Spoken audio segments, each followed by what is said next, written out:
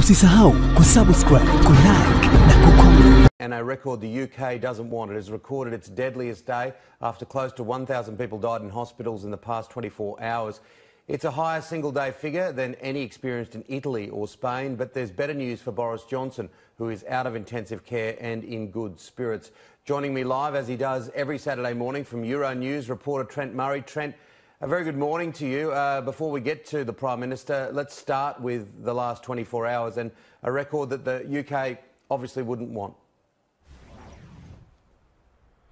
Yeah, good morning, Tim. Quite right. Quite a dark day for the United Kingdom in its fight against the coronavirus. 980 people confirmed killed in the last 24 hours. And as you mentioned, that is not just a record for the UK, it's a record for any European country, even worse than Italy and Spain, which we know has just been ravaged by this disease.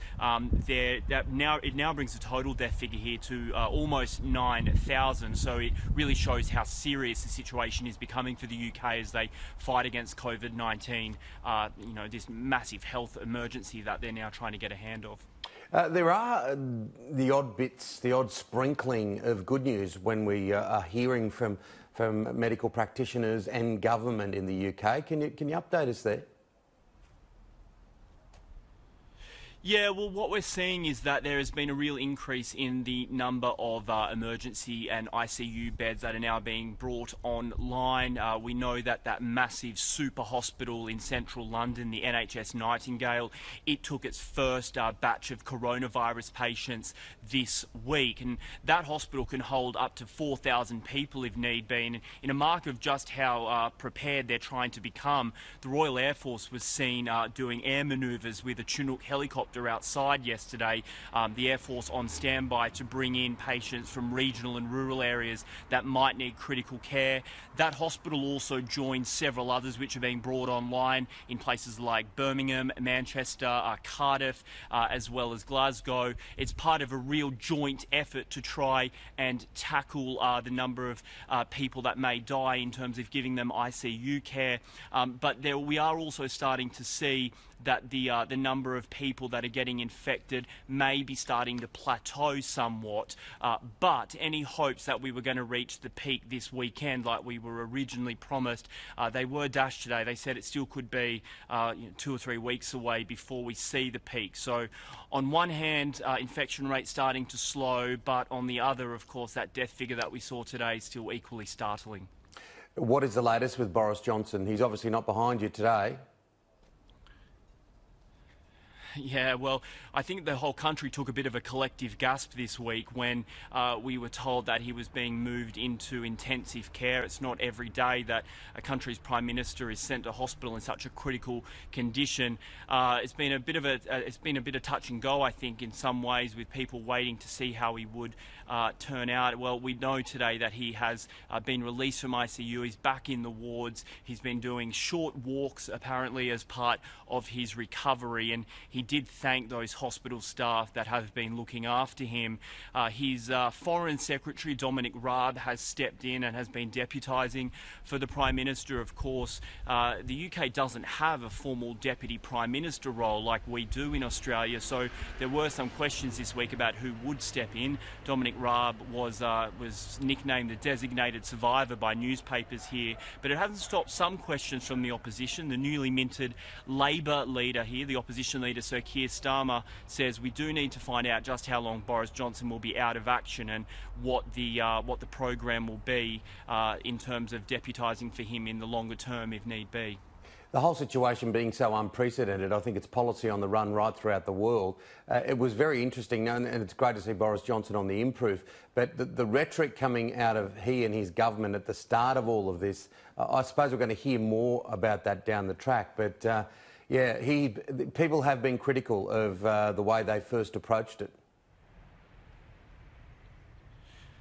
That's right. I mean, Boris Johnson at the beginning of all of this, he said similar words to Donald Trump in that he was going to continue to shake hands with people, and that's what you do in politics. But of course, as the weeks went on, he was looking across at his counterparts in Europe, seeing what was happening there, and probably getting some more advice from those civil servants working for the Science Ministry or the Health Ministry, saying, look, this is just how infectious this disease can be. Things like handshaking and that is not on. There was also some questions about the herd immunity policy, some saying in the earlier days that there was a view that perhaps letting a small portion of the population get the disease and spread it in a controlled way may be, in the longer term, an easier way to deal with it. But those plans were then sort of thrown out the window when those full lockdown laws came into place. We heard yesterday that the best estimate for immunity across the country is some 4% of people may now be immune. But Tim, that still leaves some 63 million people vulnerable here. So the health emergency certainly continues for the British government. Trent, you would have heard from your family here in Australia. It's going to look like a very, very different Easter. Over there where you are, having been there a lot myself, this time of year is when people like to start getting out. It's Easter time where they put a marker in and say, well, the weather's going to start getting a little bit better because it's so grim for 4 or 5 months. How are they coping? Yeah, well, it's residential streets like the one I'm in now where I think most people are going to be spending their Easter. People, by and large, have heeded that message. They're not going out. The number of journeys on trains and the London Underground and on buses as well has really collapsed. Of course, we know there's no air traffic either. People are generally staying at home. The government, again, has launched a big marketing campaign over the weekend here, telling people to stay home and to try and join their family members online. But I mean, even just walking around London, it is just so quiet on the street. When I was walking up here, there was a woman that warned me that there were several foxes up the street because there was no people around, so the foxes were starting to take over. I didn't have the heart to tell her I was coming to do Australian breakfast TV, and for our viewers at home, foxes are probably the least of our worries. But nevertheless, it is a really different mood here. People staying at home, people not going out, connecting with loved ones, and of course that is all backed up by warnings from the police that they will be out and about issuing fines to those that do try to breach those warnings and travel to meet others. Trent, finally, Italy and Spain, what's the latest you're hearing out of there? Yeah, well, the Spanish Prime Minister said that they now believe that they have reached their peak and they're on the downward spiral, so there is some good news coming out of Madrid. There is a little bit of unrest, though, starting to form in particularly southern parts of Italy. They've, of course, been under lockdown for a lot longer than some other people in Europe, and they're beginning to get a little bit agitated from what we're hearing in local reporting there. France as well, we can't forget about them in all of this. President Macron is going to address the nation on Monday night. Last time he addressed the nation was several weeks ago. Actually broke the viewing records in France, some 35 million people tuning in. So we do expect him to have probably a message of extending the lockdowns. We know the Irish Prime Minister has extended them today to the beginning of May. So it seems that we still have some road ahead of us, Tim, in terms of life resuming to normal, not just here in the UK, but across Europe. And obviously a very important weekend right around the world, but in Italy as well. We're going to cross to the Vatican City in just a tick. What are you hearing out of Italy? Yeah, well, I mean, really, the Italian government has had some of the strictest lockdown laws across Europe. I mean, it was the hardest hit at the beginning of all of this, and they've really had people placed under lockdown for some time.